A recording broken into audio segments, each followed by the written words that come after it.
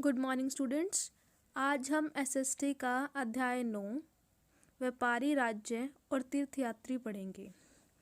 इस पाठ में बाजार में घूमती जगनी, ठीक है। जगनी जो है ना वो आप अपने मेले में आस लगाए बैठी थी। स्टील के चमकदार बर्तन, रंग बिरंगी प्लास्टिक की बाल्टियाँ, शौक रंग के फूल के प्रिंट वाले कपड़े, चलाने मज़ेदार खिलौने उसे बहुत अच्छे लगते थे। इन चीज़ों को बेचने वाले दुकानदार बसों और दुकानों और ट्रकों पर आते थे और रात को अपना सामान समेटकर वापस चले जाते थे। जो जगिनी थी वो कहाँ घूम रही थी? मेले में घूम रही थी, ठीक है। और मतलब क्या उसने क्या देखा कि वहाँ पर जो भी सामान बेचने आते थे वो क्या करते थे, वो सुबह आते थे और शाम को वो वापस चले जाते थे। इससे हमें पता क्या चला कि वो एक जगह पर टिककर नहीं रहते थे और उन्हें व्यापारी कहा जाता था। व्यापार और व्यापारियों के बारे में जानकारी। अध्याय 8 में हमने पॉलिश और बर्तनों के बारे में पढ़ा था, ठीक है। ये खूबसूरत बर्तन, खास तौर पर इनकी कटोरियाँ तथा थालियाँ, इस उपमहाद्वीप के अनेक स्थलों से मिली हैं। सवाल उठता है कि इन जगहों पर ये बर्तन कैसे पहुँचे होंगे।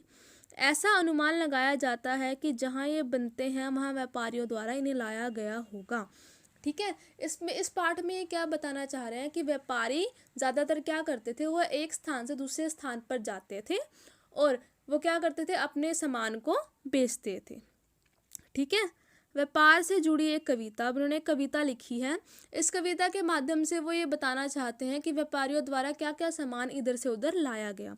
जैसे कि वो कहते थे कि समुद्री जहाज से तेज तरार घोड़े, काली मिर्च, और व्यापारियों के समय में काली मिर्च जो होती है सबसे ज़्यादा मांग रहती थी काली मिर्च की। इसे काला सोना कहा जाता था, ठीक है। उसके बाद दक्षिण की पहाड़ियों में चंदन की लकड़ियाँ, पूर्वी सागर से मूंगे। उन्होंने क्या इस पोएम के माध्यम से क्या बता रहे हैं, वो ये बता रहे हैं कि व्यापारी जो है वो कहाँ से क्या सामान लेकर आते थे, ठीक है।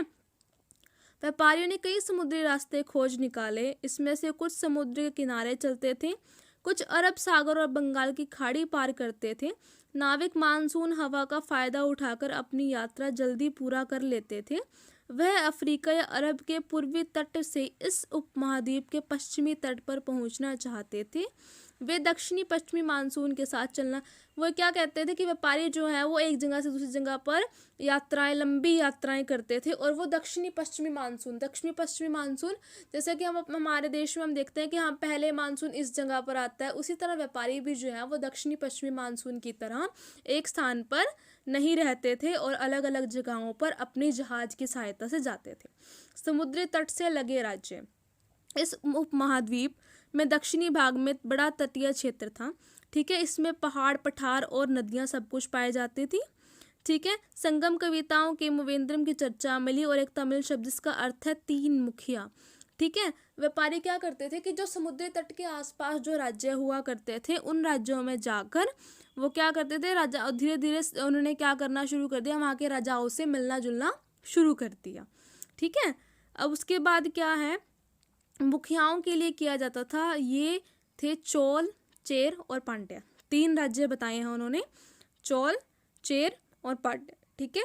और करीब 2300 साल पहले दक्षिण भारत में काफ़ी शक्तिशाली माने जाते थे। तीन राज्य जो हैं वो सबसे शक्तिशाली राज्य माने जाते थे। इनके तीन मुखियाओं के दो दो सत्ता केंद्र थे। इनमें से एक तटीय हिस्से और दूसरा अंदरूनी हिस्से में था, ठीक है। और इस तरह 6 केंद्र में से 2 बहुत महत्वपूर्ण थे। इसमें क्या होता था कि ये जो मुखिया लोग होते थे नियमित रूप से ब्याज उपहारों की मांग करते थे, ठीक है। और कभी कभी ये सैनिक अभियानों पर भी निकल जाते थे और पास के जो इलाके हुआ करते थे उनसे कर वसूल करते थे, ठीक है। और उसके बाद ये जो उनके पास आते थे वो उनका धन जो है वो रख लेते थे, ठीक है। इसके लगभग 200 वर्षों के बाद पश्चिमी भारत में सतावाहन नामक राजवंश का प्रभाव पड़ा। क्या नाम था उसका? उसका नाम था सतावन नामक राजवंश, ठीक है। 7 वाहनों का इसे प्रमुख राजा गौतमी पुत्र के 7 करनी थे, ठीक है। और उसके बारे में उसकी माँ गौतमी बलश्री द्वारा दान किए गए अभिलेख से पता चलता है, ठीक है। इसमें वो ये बताना चाहते हैं कि उस समय में राजाओं और व्यापारियों के बीच में बहुत ही अच्छा संबंध था। व्यापारी जो है वो राजाओं को शुल्क के रूप में उपहार दिया करते थे। ठीक है। अब उसके बाद उसने बताया कि जो सातकर्णी राजा, जो गौतमी पुत्र थे, ठीक है, सातकर्णी, उनका जो है वो आसपास के राज्यों पर उन्हीं का नियंत्रण रहता था। ठीक है। उसके बाद है रेशम मार्ग की कहानी। रेशम मार्ग क्या होता है? रेशम मार्ग पता है उसको क्यों बोला? क्योंकि ज़्यादातर उस मार्ग पर रेशम का व्यापार हुआ करता था। ठीक है। तकनीकी का आविष्कार, जो रेशम का मार्ग में था उसमें तकनीकी का पहले तो आविष्कार किया गया।